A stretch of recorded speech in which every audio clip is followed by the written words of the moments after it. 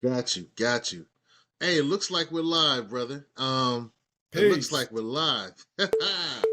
So, Code Keepers, if you like hip hop the way that we love hip hop, but you're disturbed by some of the lyrics, if you're disturbed by some of the things that happen in some of the wordplay, if you're starting to grapple and struggle with, is this misogynistic?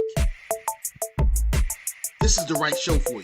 This is the right show because we're going to look at some of the lyrics, particularly during that golden age that we call, the golden age, 90s, and look at some of the lyrics. And we're not just going to look and complain. We're also going to come up with some solutions towards the end. So in this episode of Professor Kimya's class, when the good professor arrives, we're going to do just that. And as you can see, we got the good brother Dan Trez Omi on the screen. What's up, bro? Peace. Shout out to my professor over at St. Clair Community College. I just took his history of hip hop class. Right.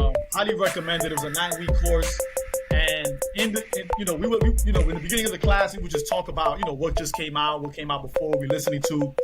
And I know he asked me. He said, "Yo, Danny, who's in your top 10?"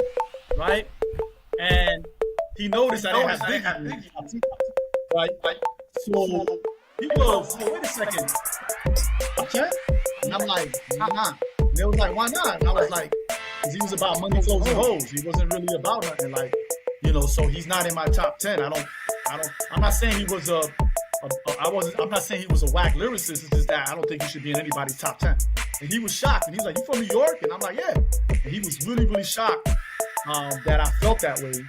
And I was like, actually, Ready to Die is a very disturbing album. Like, when you listen to it from beginning to end, it's like real disturbing. So, like, even Diddy said it. And, it's ironic that him and Diddy got along because Diddy was, we all know how Diddy got down. So the lyrics that Biggie was talking about fit in, differently. It all hits different, But yeah, he's not in my top 10. He's not even in my top 25. So people are like, "Whoa," and I'm like, "Yeah," but that's one of the reasons why,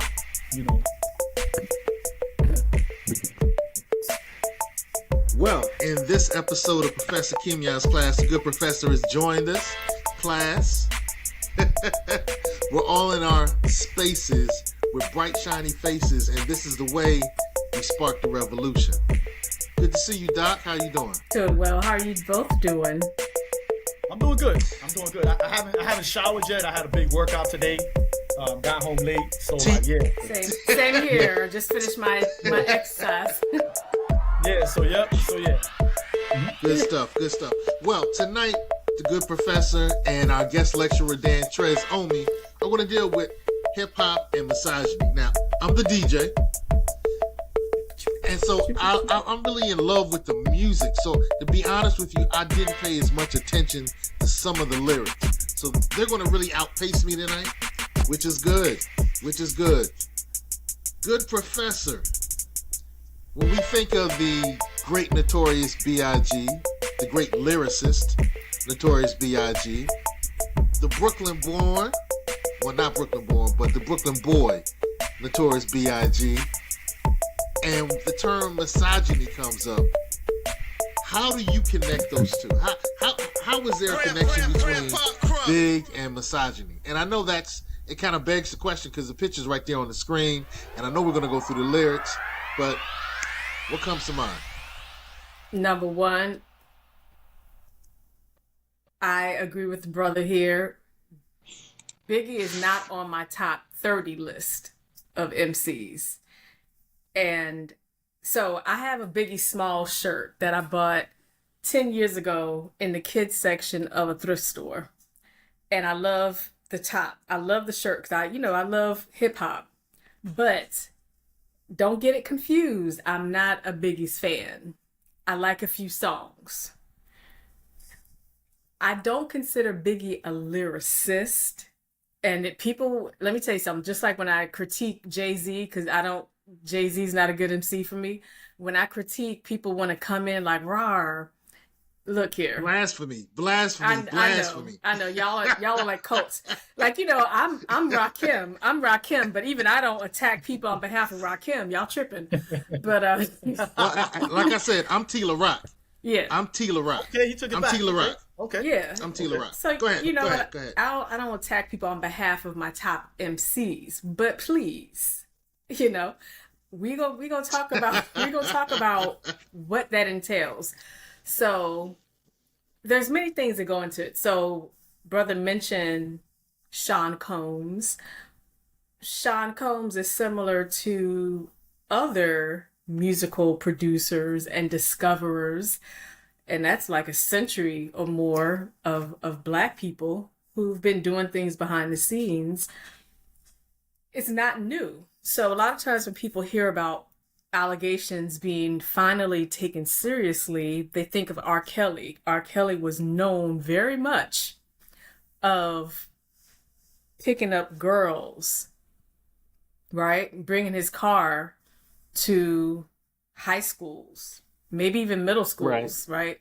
So the rest of us, when we saw it on the news, we were like, oh my goodness, Aaliyah was, a youngin', right?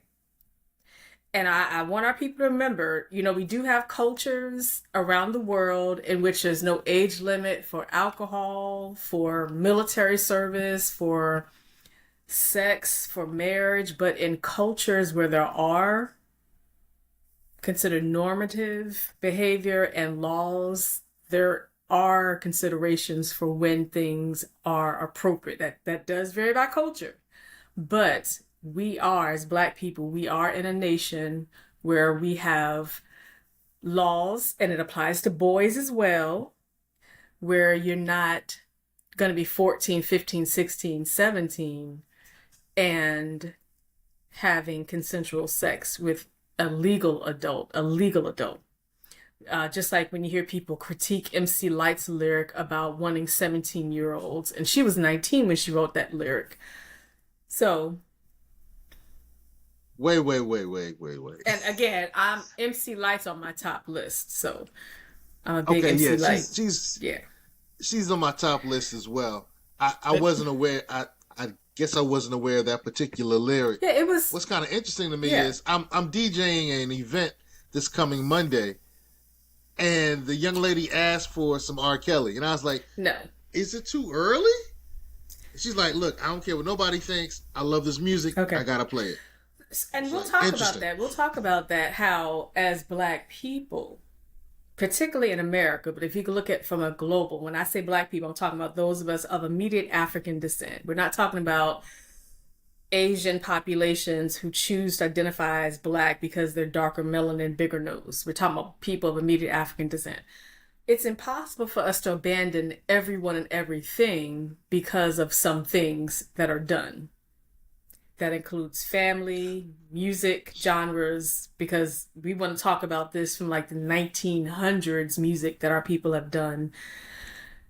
It's impossible to abandon everything when you learn about your favorite. Like if you learn about David Ruffin, you learn about some other things going on with our favorite musical legends. So this is where we have to, as a culture, we're talking about the progress of our people regarding economic progress and other progress we need to do to unify. Whenever we talk about misogyny, Black people, not only men, but Black people in general, in religious realm and overall, they want to silence it because they feel like you are now closing the door for everyone and everything. And that's not what this means. It means you have to have factual discussions to understand how to evolve. As Harold Cruz says, Black evolution he called it Negro evolution. That's beyond a revolution. A revolution is something that you can talk about forever, right? Let's get together. Okay. Let's march. Let's do this. That's revolutionary. Let's talk about this. But when we talk about this, developing our own concepts, theories, research, and putting it into actions for changes mean we're not spending all day talking about we're oppressed. We're going to blame everybody else. It's like, what are we doing? That's a Black nationalist standpoint. That's the evolution standpoint. But an evolution is impossible if we're not talking about the harms done in our families, if we're not talking about the harms done in our communities, if we're not talking about the harms done in our schools, including HBCUs, if we're not talking about the harms done in our collective, our organizations, our religious groups, our groups that raise money and they do not tell Black people where the money is spent. And this is one thing I want our people to understand. So, yay, shout out to Marcus Garvey, UNIA. So this past Sunday, the celebration of 111 years of UNIA, which of course was co-founded by Amy Ashford Garvey and Marcus Garvey. And one of the many things to understand from Marcus Garvey that he was honest about when Amy Jackie Garvey wrote the book was that he kept a lot of financial records. In fact, some of his financial record keepers and accountants were white Jews at that time.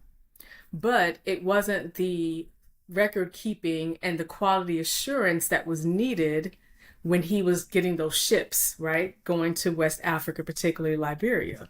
So that was one of the critiques that he could have of himself. What does it mean when we actually have quality assurance? We don't just tell Black people, give money. We promise you we're keeping records. Instead, it's give money, we're keeping records, but now we will let you know what data we have to prove that the money's spent the way it is. So that's one thing that I want to start off with to let our people know that these discussions of misogyny, it's not like bashing men in the head unless they deserve it, of course. So yeah, brother.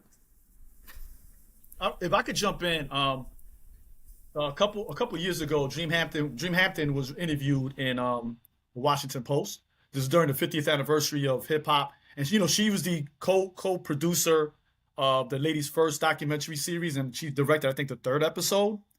And in it, she said that the big three in hip hop, Dr. Dre, Afrika Bambaataa, and Russell Simmons have been accused of being very harmful to Black women. And that's something that we have to discuss, which we kind of ignored during the 50th anniversary. Like, we kind of glossed over that.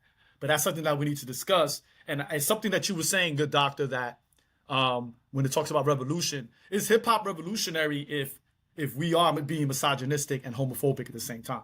Like, can you be revolutionary and be that, right? Yep. So I think that's a good question that she asked. And it kind of like ties into that. Because when you sent me this email, Sekou, that's the first article I talked about. And she just did a documentary last year about Biggie, because she had some video footage about Biggie. So she did a thing last year, a documentary about him. What did she say in the documentary? I haven't seen it because as I looked up that article, that's when I found out. And I was like, oh snap. I saw Ladies First, but I didn't see the one she did last year on Biggie. So I just discovered that. Yeah. Now I have to admit, well, first of all, Danny and I go back a millennia. Pretty much. And we were both really heavily involved. I actually got involved around the same time with the Universal Zulu Nation Solar Flare chapter here in the Hampton Roads area. You were president at one time. I became president at a different time. Yeah. And one of the things that I love about you, bro, is you introduced me to some critical thinking when it came to our culture.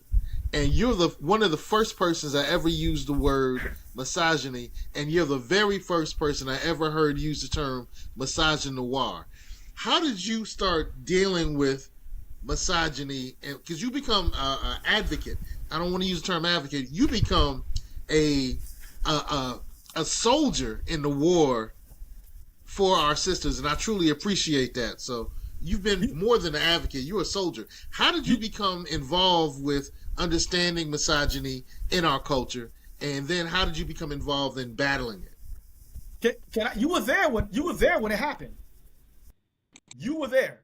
We did a b-boy battle, and shout out to Spunk, right? Spunk had a flyer. He made a flyer. It was a 2-sided flyer. On one side, it was b-boys battling, and on the other side was a young lady with a big booty on a motorcycle. She was standing up on the motorcycle, and you could see her butt cheeks. So it was a double flyer, right? Now, yeah, I do remember that. The flyer. I'm not gonna hold you. I approved the flyer because Spunk's point was, when we do these b-boy battles, only the b-boys come out and nobody else. You know what I'm saying? And he's like, if you want to make some money, we got to kind of like really like spread it out. And I said, okay, I approved the flyer, which I shouldn't have, right? And we had our biggest crowd ever. We had our biggest crowd ever to that B-boy battle, right? Now, Right. the B-boy battle was over. We was like, man, we really packed the house, right? And Azita Ranjabar came to me, and Azita approached me about it. And she was like, who approved this flyer? And I said, well, I approved the flyer. And she cut into me.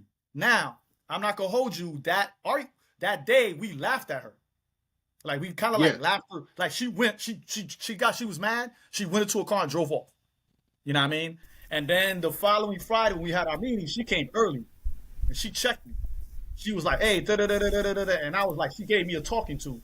And that was the moment I was like, damn, I really gotta, if I'm about this life, I really gotta get on it. And that was the moment where that changed for me. Now, don't get me wrong, I wasn't somebody that was like, if you remember, I didn't listen to all the stuff that you was listening to. I'm like, nah, I don't listen to that. That's trifling. You know, I don't believe in killing our people. I was on that because I was a super hotep. You know what I mean? But I didn't, you know what I'm saying? I never said misogyny. You know what I'm saying? So it was kind of like I wasn't on that. But Azita checked me on that, and it really put me on that path. So shout out to Azita. Well, then I gotta give my shouts to Azita as well, because I remember when she was doing an event and she hired me to DJ. And there's a lot of background sound in your audio, Doc. And so she hired me to DJ the event. And she said, I don't want anything that's derogatory towards women or derogatory towards men. And I thought that was interesting because she didn't want anybody to get, you know, she didn't want us to be destructive towards anybody, right? Yeah. And then I put on the beat for the song that Nas, Uchi Wally. Uchi Wally Wally. And I was just using the beat. And I used the beat as a bed as I was talking to the crowd. And she came over there and fussed me out. And I was like, I'm not playing the song. She said, you're playing the song. You're playing the instrumental. We know what the words are. Those words are not good for our people. And I was just like, whoa. Yeah. Whoa. It messed me up. She was younger than all of us. So what's your definition of misogyny? Who you talking to the doctor? To you, and then we'll go back to the good doc. She'll take over. Misogyny is just hatred and violence towards women, you know, and misogynoir would be hatred and violence towards black women. So yeah. Okay. And when I say violence, I don't mean like punching somebody in the face. I'm like doing things to make them feel uncomfortable, being hostile towards them, harassing them, things that feel violent, things that actually really hurt and cause trauma. Like, so yeah. Good doctor. Does your definition of misogyny collate with Danny, or does yours goes further, or, you know, what do we need to know about misogyny as we move forward in this discussion? Yes, the more overt definition would be the violence, but we can look at it in terms of the larger power. And one thing that's important to highlight when we're talking about power is not always violent. It's not always screaming and controlling people in a way that seems exploitative. And that's important to highlight because a lot of people feel like as long as it's a peaceful environment, it doesn't matter which group is always in charge. If we look at that in terms of race, people can grasp what I'm saying, right?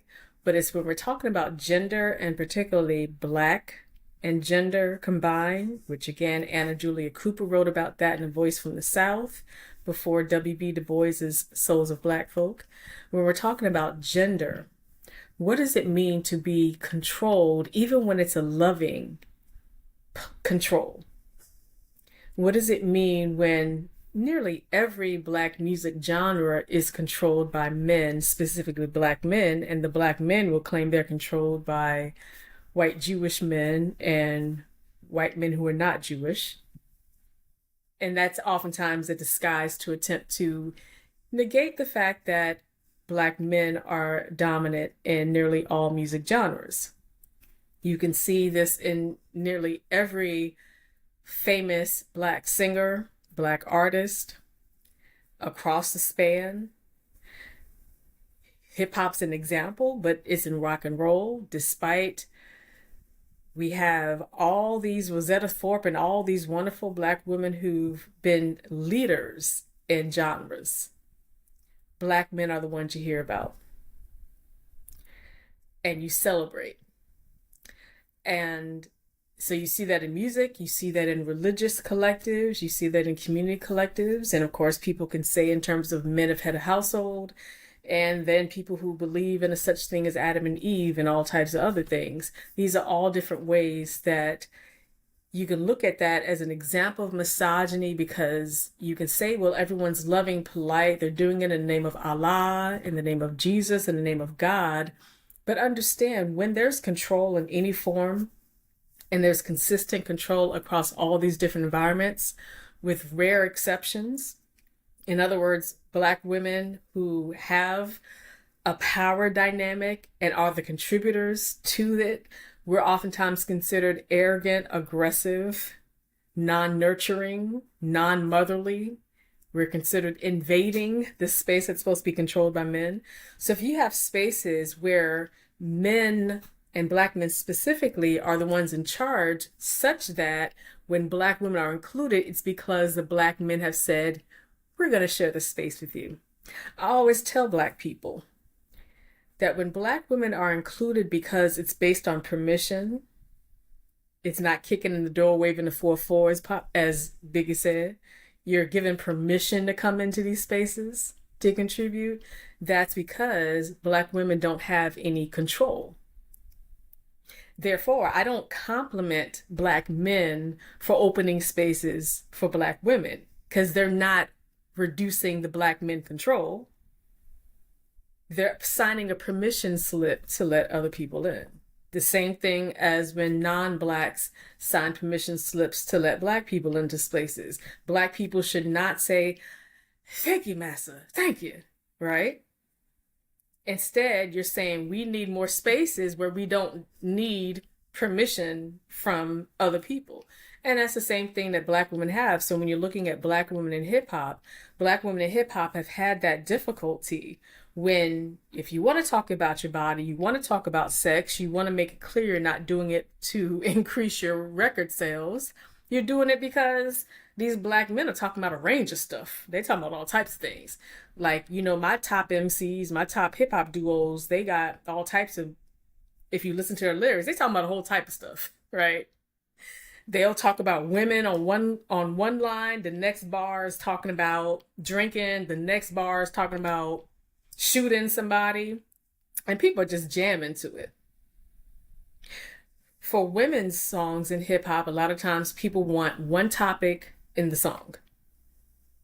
Stick to the topic, woman, right? Ooh, Stick to the topic. Don't be, you know, women, y'all are so emotional. Y'all lyricism is just, it's undervalued because, you know, y'all ain't lyricists. Y'all are just emotional wrecks. And so that's why people are shocked when they hear like Lauryn Hill and other women MCs, because they're like, yo, she be kicking it. I'm like, come on, y'all. Black artistry, African artistry, that's not just men doing that. You know, we got it. It's just, we have so many artists who you'll never hear about. Like I always tell people, like your top MCs, it doesn't mean they're the best MCs to exist. It means that they're like the top MCs. But if you look at underground MCs, like, you know, there's underground MCs who are famous, but they're still really underground because they were never like top selling, top ranking MCs. And they actually get more concerts overseas. And so Black women haven't gone there. You bring up something really interesting. So I know how a lot of times we hear people complain that the white power structure is like shut up and dribble or shut up and rhyme. But with women, it's like stick to the topic. Whoa. So the misogyny in hip hop is not just the lyrics that men might say. It's the consumer behavior and the expectation of the artist. I hadn't considered that. Yeah. That's Yeah, it's Whoa. yeah. Brother Dan, were you gonna say something? No, I was gonna say, I was gonna reference what happened to. Damn, I can't believe I forgot her name when she said she was into anime and how people flipped the lid. And then when she said she was going to MomoCon in Houston this year, was it MomoCon? And people was like, "Oh, you're not a real anime fan." And I'm like, if she likes anime and she's going to MomoCon, she's an anime fan. Like, what are you talking about? But she only talks about sex, and that's all she should talk about. And I'm like, but she could still be an anime fan. You know what I'm saying? She grew up in that era where everybody was watching Cartoon Network and Toonami, but because she's a woman, she can't talk about anime. It's a perfect example. And Is that Jean Grey? No, yeah, I hate when this happens to me. I'm old.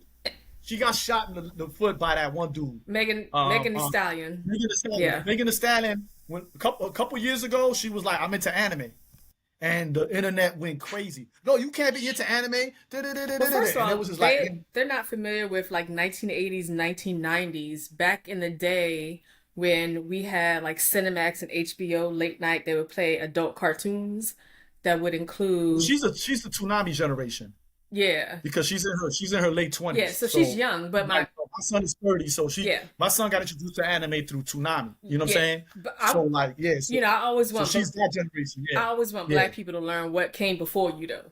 So True indeed. anime has always, like cartoons and animes have always been sexualized. Like a lot of cartoon is Yeah. created for adults anyway. Like even Looney Tunes was really created for adults. Like the messages, the blackface that was created for adults to understand. Children wouldn't know what they were looking at, right?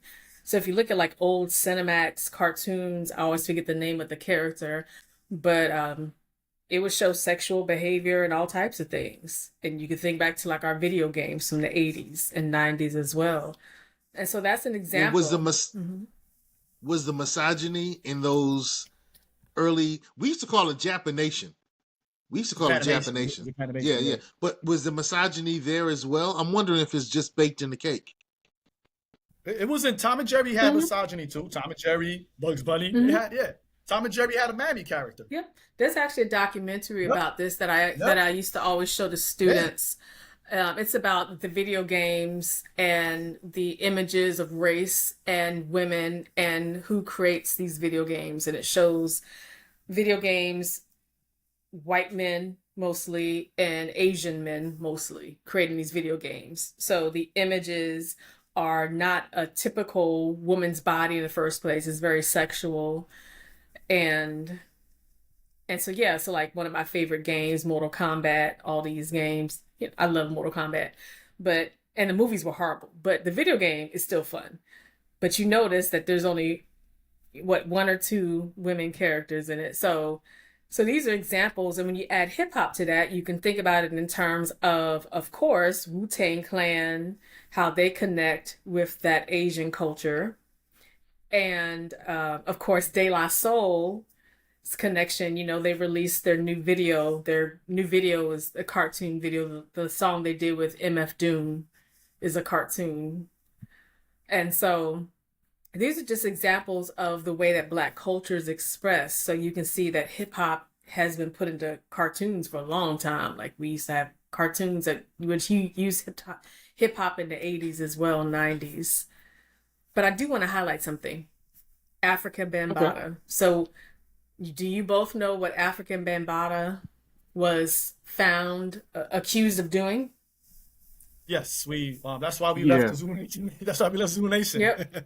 Yeah, So for yeah. the No, I think we should go deeper. yes. We left Zulu Nation because Zulu Nation attempted to cover up. Cover up what he Right, did. Yeah, right. he Yeah, did cover And up. yeah. Yep, that's the abusing boys, yeah, yep, yep. right? What is it? Ain't it? Yes, It ain't. yes, We're ma'am. all acting like it's a secret. No, for us, it's not a secret. I know there, and it's funny because me and Adisa Banjoko discussed this, and he was saying how when that all came out, the question he asked was Zulu Nation relevant? Because a lot of people were like, Zulu Nation who? African about a who? Us old heads, we knew, like we were like, oh snap, and it affected us tremendously, right? But for like younger generations, they were like, who's African about Oh, who's Zulu they Nation? know. Yeah, yeah. So Party people, yeah. I mean, yeah, when I played and I say Bambaataa, they'd be like, oh, okay. Yeah, But they've they're not heard like, the song. oh, They've right. heard it. Yeah. A good Right, yep. DJ will mix it in there Right. somewhere if they're doing like a hip hop round. So yeah, it's just when understanding the accusations, that's the thing about hip hop. You know, a lot of our hip hop legends know a lot of stuff that's happening. They know a lot of stuff that's happening. Some of them are doing the stuff that's happening, right? And so you oftentimes don't hear about it until it's just brought to the forefront. And so this is just another reason why we just have to think critically about what we're going to do, because like when we talk about homophobia, a lot of my favorite artists have homophobia in the lyrics. Like my favorite EPMD song, Rampage, Parrish, had to start off with the F word. Yeah. Yep. So whenever Yep. I use Rampage a lot, my favorite lyric in the song is LL's lyric. The rip up the mess, the overlordian playing MCs Okay, like old okay, accordion. I okay. guess the inspiration for She and got a necessary song with station. that- That's that title. yeah, that's my Yeah. favorite. His you can't smoke with the weak and don't trying to sneak it. Oh, anyway, okay, yeah, that's my favorite lyric in the song. However, I always have to skip Parrish's lyric because it started off so well and then boom. And you hear that a lot. Like whenever I listen to, of course, I listen to hip hop all day, every day. You know, my favorite duo, Smith and Wesson, that album, whoo, and they used, of course, patois. So a lot of Yeah. times when DJs do not know languages, I tell this to DJs, black DJs all the time. If you're gonna play some reggae or some New York hip hop, know the languages because you're Yeah. playing some stuff. And you need to they need to understand why Smith and Wesson created a version to play on the radio. And there's a version that there's on, you know, live stream now that doesn't include the patois. Instead, they'll talk about the DJ term that they've replaced with the original term that they were using. And so, and this is something that's a big deal because thankfully Smith and Wesson's new album, I have not heard any of those lyrics. Yeah. And I love the new album. Okay. So yeah.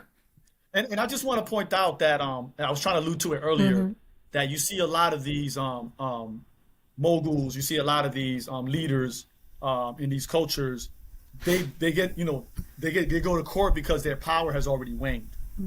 Right? Russell Simmons wasn't the kingmaker that he was. So when that documentary came out, he didn't have as much power and influence as he did 20 years ago. Same thing with Bambaataa. That's what I was trying to say with Zulu Nations. We didn't have the same influence that we had 20 years ago, right? Diddy doesn't have the same influence and power that he had 20 years ago. Cosby didn't have the same power that he had in the 80s and 90s. So when they lose that power and influence, that's when people are less afraid to come out, and more people are less afraid to say, yeah, I did witness this, or I took part in this. So that's what we're seeing. But when we're in the height of our power, same thing with R. Kelly, when we're in the height of our power, you know, a lot of men and women, a lot of people abuse that power, you know, and then when it wanes, that's when people come out and say, hey, even though there was witnesses left and right from the beginning, you know, so yeah. Yeah. All right. So when we talk about misogyny, we talk about You still the there? disrespectful, the violent, the demeaning ways that women are treated. What's interesting to me is the case of Young M.A. And I know I'm going to get some flack. I'm going to get some pushback. But I see Young M.A., not just her, but some of the other artists, some of the lyrics are as demeaning, and it bothered me. It really bothered me when I was listening to one of her songs, like particularly, you know, when she had Ooh, you know, that was a banger. But when she's like, I don't really care about her, I just want, you know, what she can do for me. And I was like, wow, that's the same thing. I'd go so Damn. far as to say that she has more male fans than women fans. Because every time I bring her up, dudes are like, yo, she be like, it's like, as soon as I bring her name up, I've yet to hear a dude be like, she alright. They always be like, oh my God, she's dope. And she's like, you know, like, she kind of like writes in the same fashion. Like, she sounds like a daughter of Biggie. You know what I mean? Like, she writes in the same fashion, right? She writes in that same fashion. So like, but I would say, I've never done the math, I've never done the data. I would say she has more male fans than women fans. Well, Because of her lyrics. are her lyrics misogynistic. Yes. It's like the doctor said. Doesn't matter who's doing it. It's still hatred towards women. Well, so there is a difference in this though.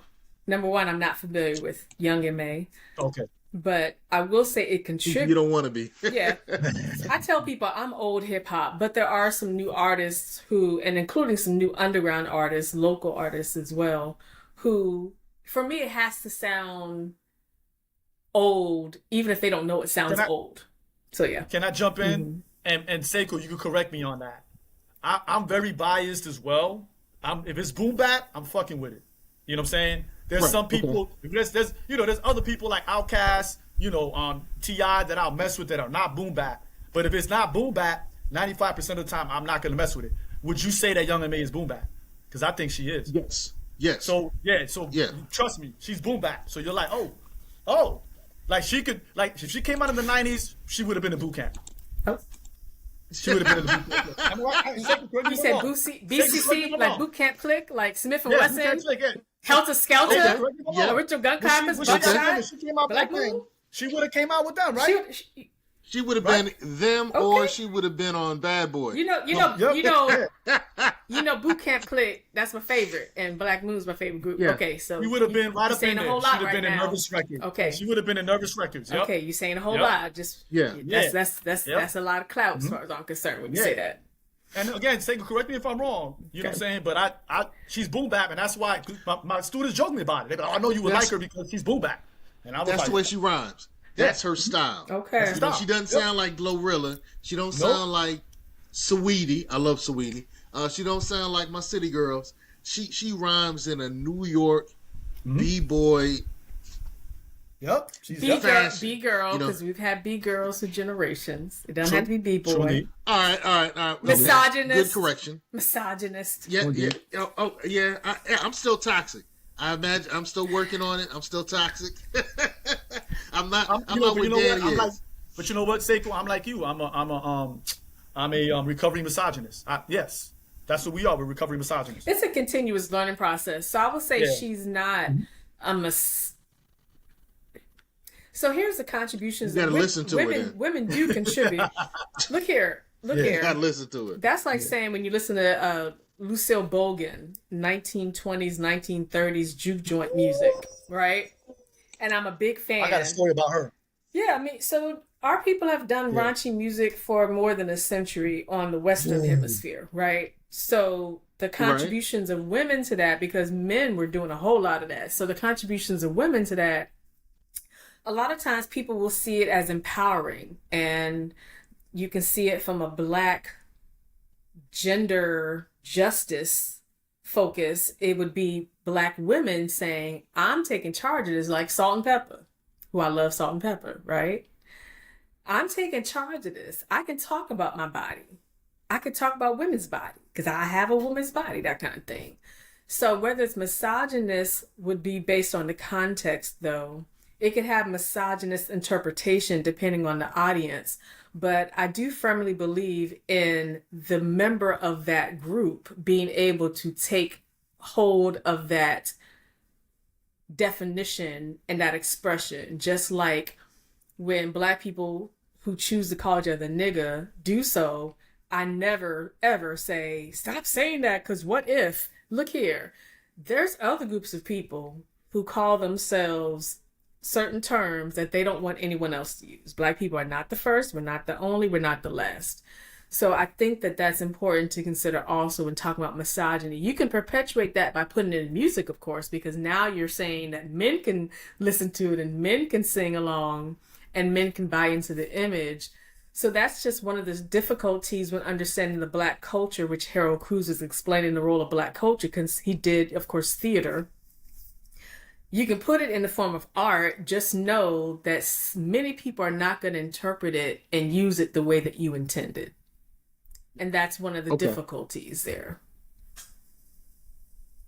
All right, on the screen I have the sociologist, fellow sociologist, Dr. Patricia Collins, who also has some wonderful books about Black intellectualism, which I have here, which I encourage our people to read. She wrote about more than the intersectionality and feminism. And she wrote about hip hop too. She wrote about hip hop. Yeah. All right. So what did she say about hip hop that we should bring into today's discussion? If I remember correctly, and just like she, Dream Hampton echoed what she's saying, is that we can't call something revolutionary if it's denigrating the women, right? We can't say that, and we really have to. Hip hop is a powerful tool. It's a powerful tool of communication, but we really have to check ourselves. We really, really do when it comes to that. Not just when it comes to the creative, but also like the good doctor was saying, also who's in charge, right? Like who's controlling it? Like who's in the boardroom? Who is making the decisions? And she has mentioned that there have been black women in Def Jam. Sylvia Robinson on Sugar Hill Records, right? You have women all over the place. Dream Hampton, the aforementioned Dream Hampton, who is probably one of the best curators of hip hop culture that we have today. And they all are but we don't know who these women are. Well, Gatekeepers, you've stuck around. You've heard what the great doctor and good brother Dan Trezomi has said about misogyny and the fact that it exists in hip hop, and we should be more cognizant and revolutionary in our approach. So let's end this with how we become revolutionary in our approach. How do we address this in a way that we can say that in 10 years, if we follow some of the things you're going to talk about, that misogyny in hip-hop would extremely be reduced? That's not going to happen. What do we do? No, that's not going to happen. I actually don't believe in censorship like that. I'm a fan of Two Live Crew, for goodness sake. And I don't believe in banned in the USA. I don't believe in censoring people. I love some Two Live too. Yeah, I'm a fan of Two Live Crew. I'm a fan of Luke Skywalker and all that stuff. It's not boom bap. Yeah, it's not boom bap, but I like that shake. But he never pretended to be. He never pretended to be either. He never would go to the cipher. You would never find him trying to be in battle rap. That's not boom bap. Yeah. So he's fine. So. He doesn't care about that. But you're saying that there's never going to be a time. There's no way that we can make a cultural change. And we're not talking simply about censorship, but okay. No, so let's take censorship off the table. Yeah, I agree with her on that. I think, oh man, I hate to, because it was Bam who taught me this, right? It needs to be balanced. Yes. Right? Yes. Right? We need even, and not just like when it comes to hip hop music, like when we play black music, period, right? I should go to an event and I should hear, Lenny Kravitz, and I should hear Salt from the UK. I should hear, Megan Thee Stallion. I should hear, what I'm saying? I should hear all of that in one spot, one place that I go. Right? I should hear reggae, right? I should hear ska. I should hear all that. Yeah. And hip hop should be the same way. It shouldn't just be one style of hip hop music being played by just these four artists all the time. It should be, we're listening to everything. And talking about it. And talking about it. So understand, like, since you mentioned reggae, what happened to reggae artists? So when you look back to the 80s and 90s reggae, that was very, very, very homophobic. Like when you listen to old Buju Banton, Cuddy Ranks, and other Shabba Ranks, all of them. So then they formed, not them, but other people formed a reggae coalition to address homophobia in the lyrics. And also if they tried to travel to Europe, no European nation would allow them to come there if they was going to be spitting those lyrics on stage. So that's another example of some changes that were being made. That's why you will see the difference in Buju Banton's lyrics when he was like 19, 20, 21, much older now. Other reggae artists have never apologized. They might have conveniently changed their lyrics, but they've never formally apologize for doing so. But I tell people, even if you're changing your lyrics or not doing this one track, or you're changing the lyrics in that track because you want to get paid for a concert, that's just, at least, you're changing something. I always tell people, one thing about justice is that justice is going to oftentimes come in a monetary way. Justice is not based on morality. Black people need to stop pretending that Black justice is going to be a result of changing people's minds. Like, I don't believe in bias trainings, right? I don't believe in implicit bias. I always tell people, as a social scientist, I truly don't care what people are thinking like that. I mean, I do social psychology work, but I don't sit around thinking, what you thinking? What you thinking? I don't be like, you gonna change your mind about black folks? You gonna change your mind about black women? I tell people, you can hate us, you can hate me. Have so much fun with that. What I care about is your actions, right? So when you think about it from like hip hop, reggae, and all different genres with offensive lyrics, when they make changes, it's because not the boycotts. People love saying that they're going to boycott concerts and picking up, purchasing stuff. No, the real money changes come from the record labels and the places abroad that say you can't tour here. That's a lot of times where the real changes happen. Because here's the thing. If you really think that black folks are going to boycott these artists for misogyny, and they're not boycotting people like R. Kelly. If R. Kelly went on concert now, and if he was allowed to be a guest for artists like Usher and Beyonce, you know how many black folks would buy tickets? They wouldn't care. And he will make all the podcast rounds. He will make all the radio He would station do all rounds. that, He will yeah. be on, Well, he will be on that's- all the it's- shows. He He'll would- be everywhere. and Yep. it- That's and his it- best. Yep. And it wasn't even, and he's abusing black women, but also he's raping black girls. People who say that he had sex with black girls, no, he did not have sex with Aaliyah and other black girls. That's rape. You're a Rape, child. yep, He was yep, a grown man. yep. That's rape. Yep. It's not That's rape. consensual. Yep. That is And not. you know There's what? no And contract. what's interesting, what's really interesting to me is the client that I have coming up Monday, the party that I'm doing, who specifically asked for 3 R. Kelly songs. Okay. They're white. Oh, wow. Oh, okay. Yeah. Yeah, You know, and so it's really interesting because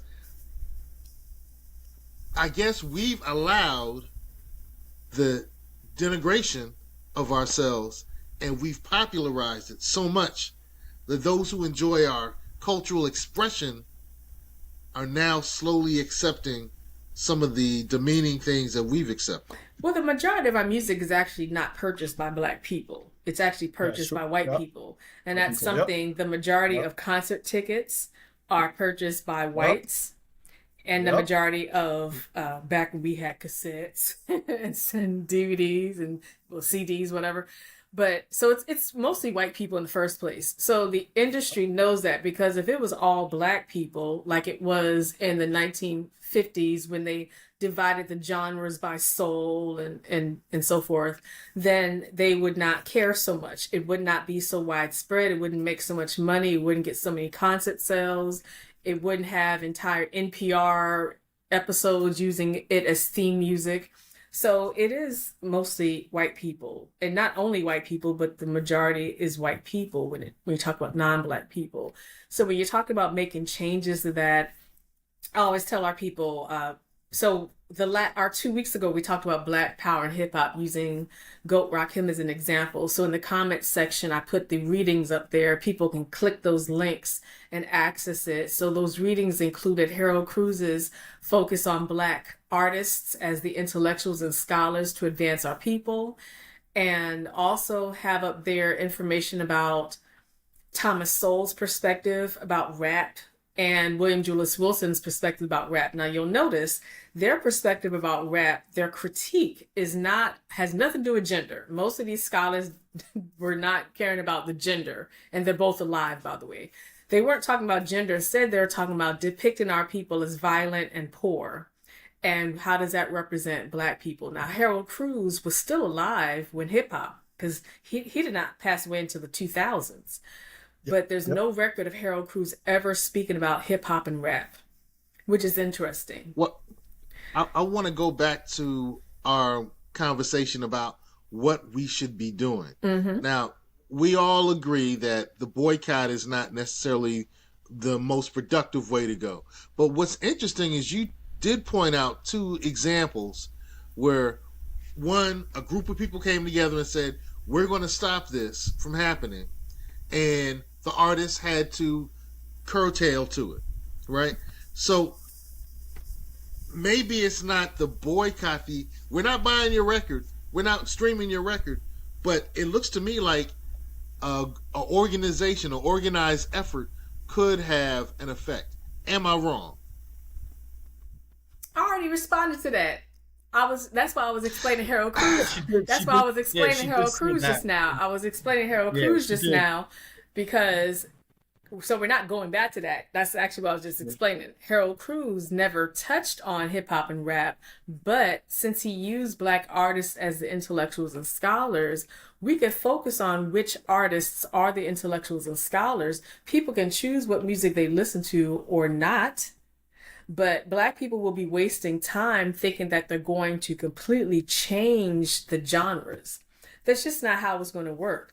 Also, black people who want to support more local artists, a lot of local artists are not doing the misogynistic songs. Yeah. Now, there are a lot of local artists across the nation who put falsehoods in their lyrics, though. So you have to understand the trade. It's a trade. If you want to get rid of misogyny, you're going to hear some religious beliefs in songs that are not based on facts. You can hear all types of other stuff. So people just have to figure out what they want to hear, just like I critique X-Clan and all these other groups. You know, they had some positive stuff, but when you dissect their lyrics and their images and their videos, it wasn't true representation of Nubian Africans. A lot of it was Arab Muslim colonizer depictions of Africans. So that's the evolution. The evolution is having a reality as black people. Stop pretending that you're going to just stop things from happening all of a sudden. Stop pretending that you're going to boycott BET. I mean, first of all, number one, where are you putting your money if you don't expect most of the most popular black stations to be non-black owned in the first place? So, And as and as someone like myself, like I'm creating ciphers here in my community. Got a breakdancing club, opening another breakdancing club, and we're trying to create like a district-wide battle competition for students in our district. You know, I use these conversations for my students, and the question we always ask is, hey, we don't see a lot of women in these spaces. What's going on? Like, what is going on? And how do we figure that out? And we're having some really dynamic conversations about that. But I agree with you. We do have to support local artists because hip hop we need to take it back to hip hop being local and community based. yeah. Not as Dream Hampton said, an arm of capitalism, you know. Well, So, you know, if, it is. if it's hip hop is more capitalism, community, capitalism. if hip hop is more community based, do you think there would be a reduction? No, it's always. Yes. I I think if it's less an arm of capitalism and more community based, we will have everybody in the cipher. Everybody will have opportunity to be in the cipher. Whether we're talking about b-boying, we're talking about b-girling, we're talking about graph writing, we're talking about DJing, all of that. And not just in the cipher, but also organizing those ciphers. Because it's much more than just me having a girl breakdancing in my club, right? It has to be women who put those ciphers together, women that are putting together these schools of hip hop culture, like that, all of that. Like that's what that all means, you know. Not just getting access to the spaces, but also organizing those spaces and putting them together. So I want to highlight, though, that critiquing hip hop and changing it does not require anti-capitalism jargon. So it's still capitalism. Everyone who wants profit, that's capitalism. Whether people... No, anybody who wants to exploit labor is capitalism. No, that's not... Because we all have to eat. No, that's... We all have to eat, and money is a tool. That's not the definition of... That's not the definition of capitalism. But exploiting labor, well, that's... From my perspective, I know that's the Marxist. So as long as labor's not exploited, that's Frederick Engels and Karl Marx. I want black people I want black people to get beyond that European standpoint and understand that for more than a century, U.S. capitalism has integrated forms of socialism. And if you read Huey P. Newton's writing about black capitalism, the approach that can be used to be productive for our people and our community, there is a reality to that. That's also, of course, the foundation of Booker T. Washington, components of Du Bois, Harold Cruz, Marcus Garvey, Magdalena Walker. So I do want that to be a very important thing to highlight. So some of the top MCs, 4 of them are forming potentially a coalition. Rakim, KRS-One, Cool G Rap, and why did all of a sudden I forget the 4th person? I can't believe that just happened. Just as soon as I said, it was Chuck D. Chuck D. It was Chuck D. Is it Chuck D? I think so. I might be wrong. So, Coogee Rap has been accused of violence towards women. And, all the MCs on that list are based on men dominance. So we can encourage these men to form peaceful coalitions that present solutions for our people in a way that doesn't have to be based on men dominance, but we already know that that's a difficult thing for most of our men to understand, because the idea, a lot of them just, you don't conceptualize men dominance because it's like, it's so normal, right? You're normal, you're here, right? And so we just want our people to just have realistic approaches. And when you're looking at a community focus for hip hop, it is reaching the community. And for people who want to make money, you do want to connect them with like Black community organizations that help people make albums, help people sell albums and all types of things, because there are different groups like that in the cities. But again, the misogyny part, that's looking at people's lyrics and also having a conversation with people and saying, we're not going to stop you from speaking how you speak, but then ask yourself, are you putting this in the song because it's part of your beliefs or because you think it's going to be record sales? And that's a huge difference as well, because sometimes the most offensive songs have the worst sales, right? Because, they thought was going to really, do something, and the most misogynistic songs just didn't make it. And a lot of times people are not listening to your lyrics, but they have a good beat to it. So sometimes people think they're making a point with the lyrics that are misogynist, but people aren't actually waiting for that from that person. Like for Rakim, he has some men dominance in his stuff, but if he had a real misogynist song, I think a lot of people would be kind of like, are you tripping right now? Like, go find Eric B again. You like real, you wilding out, right? A lot of people would be like, okay, so yeah. All right. Well, check it. It's about time to kind of bring this to a close. Today's show, we tried to present a lot of solutions, but it looks like we're kind of limited. No, we're not, actually. We just gave you a long list. If y'all Black folks don't recognize solutions without me having to do a PowerPoint slide, I'm going to fight all of y'all. Look at Black folks. No, I think we're limited. What I said was enough. Yes, we just, Dan, you and I just outlined some solutions. And Black folks are Black folks are just difficult. You can tell Black folks, you can read 1,000. I'm Black folks. Yes. she talking about me, y'all. No. You know what's crazy? And I do think that we're limited. I think. You know what's crazy, Dr. Kimya? We literally, before you came on, we literally had a discussion about this, Sekou. Oh, back in the day, you said somebody came down from New York and you was like, yeah, you missed the golden age of the 757. And we used to what? Put events together for people used to bring their entire families to our events. Right. And no drama. And I'm 804. You know what I mean? And a lot of people used to be like, yo, I became this because I saw y'all do this. Yeah. I became a breaker because I saw y'all put this together. Yes. I became a DJ because y'all put this together. Yeah. You know what I'm saying? I was 3 years old when I came to that joint, and now I'm 25 and I'm a DJ. So I like, fully think we can change. I fully think we can change culture in some additional ways. So I did feel like there was limited, but I didn't say that the solutions wouldn't work. Look here. I didn't say they wouldn't work. I didn't say they would be ineffective. I simply said I was really hoping that we could come up with more. That's not how this all goes. I was saying. So there's local DJs and also Black chambers of commerce and other Black groups that would connect with hip hop artists and youth who want to be connected with hip hop. There's many options that are actually happening already in cities, and it's teaching people how to do lyricism without having to add just random stuff because you think, yeah, this is going to offend so-and-so, and I want to offend people because it's going to be all over the internet if I offend someone. So again, people who want a quick answer, Black folks are always going to struggle if Black folks want a quick answer, okay? Black folks. No, I'm talking about in general. Black folks are also always going to struggle if you think that any answer is not going to sound like a good answer. That's just not the reality. And by the way, when I talked about the 4 MCs, it's Rakim, KRS-One, Big Daddy Kane, and Kool G Rap. Okay. So yeah, so right, I was cool, about to say cool. Chuck D would right, not even fit in that. So. Okay. where can people get more information that you have to share, Doc? Yeah, so I added it to the comment section of ours 2 weeks ago, and I can add it again to this video. It's in the comment section. Black folks, we actually have solutions.